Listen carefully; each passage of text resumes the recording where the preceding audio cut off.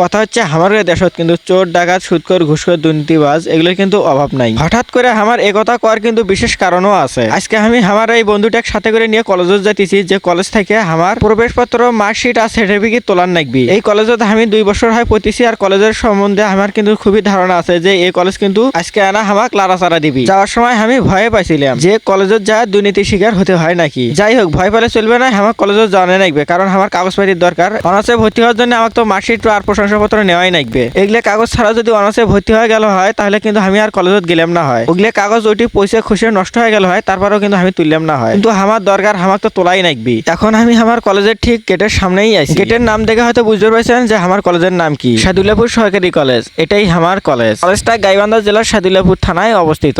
সরকারি কলেজের জন্য এই কলেজটা ভর্তি হয়েছিলাম। আরো একটা আশা আছিল যে আমি বাড়ির থেকে অনেক দূরে এসে লেখাপড়া করবো, তাই বাড়ির পাশে কলেজ থাকা সত্ত্বেও সেই কলেজত কিন্তু ভর্তি হই নাই। পরে কলেজ আমাক আশার ভাষা বানিয়ে দিছে। বর্তমানে এখন আমার কোনো আশা নাই, কিন্তু শখ আছে, আর সেই শখটা হলো গাইবান্ধা জেলার বাইরে যায় পড়ার। আর কলেজত আসে আমি কাগজপাতি না তুলে ভিডিও করবেন না সেজন্য দেখো আমার বন্ধুটা ক্যাঙ্গারে ছায়া আছে। তার দয়া মায়া বুঝে অফিসত গেলে মার্কশিট নেওয়ার জন্য, কিন্তু সেটি যায় আমাকে এখন কাগজ হাতে ধরে দিল।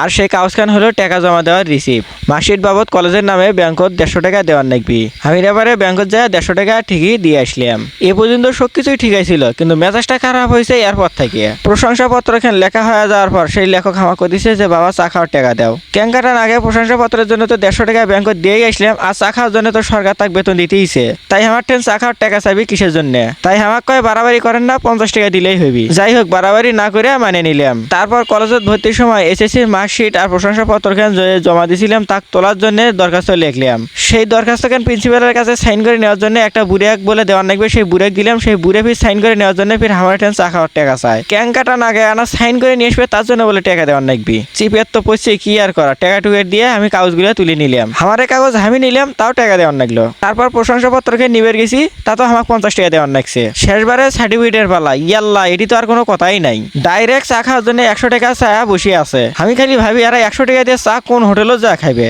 মানে কোন হোটেলত এক কাপ চার দাম 100 টাকা। আমি এত কষ্ট করে লেখাপড়া অর্জন করে কাগজপাতিগুলো অর্জন করলাম, আর কলেজের এরা খালি সবাই আমার চা খাওয়ার জন্য টাকা চায়। বিশ্বাস করেন ভাই, এই সময় আমার যা মনটা হয়েছিল না, খালি কইছিলাম যে বড় হয় যদি কোনো কিছু হওয়ার পাই তে কোনো জায়গাতে ঘুষ খাওয়া বাদ দিবেনি। কিন্তু মানসিকতা বর্তমানে চেঞ্জ করে ফেলাইছি। কুত্তিয়া কামড় দেওয়া শিখেলেই তো আর কামড় দেওয়া যাবা না। কিন্তু দুঃখ লাগলো এই জায়গাতে যে যেখানে জাতি করার হয় সেখানেই এরা ঘুষ খাওয়া শিখেতিছে। এটা তো সরকারি প্রতিষ্ঠান, সরকার তো তাদের বেতন দিতেইছে, তারপরে কিসের জন্য চা খাওয়ার জন্য ছাত্রের ট্রেন থেকে টাকা চাইবে। বিষয়টা ভাই আমার কাছে খুবই খারাপ লাগছে। অনেকদিন পর কলেজে গিয়েছিলাম, মনটা একটু প্রফুল্ল হবে না, তারা উল্টাটা করে দিয়ে গেল। আমি যদি কোনো ক্রাইম টিমের সদস্য হইলে হয় তাহলে কিন্তু তার ঘরে এই কাহিনীগুলো আমি ক্যামেরা রেকর্ড করে ঠিকই ভাইরাল করলাম হয়। কিন্তু আর করে ভাগ্য ভালো যে আমি ক্রাইম টিমের সদস্য নই, তাই ভিডিও করে পাই নাই, ভাইরালও করে পাইলাম না।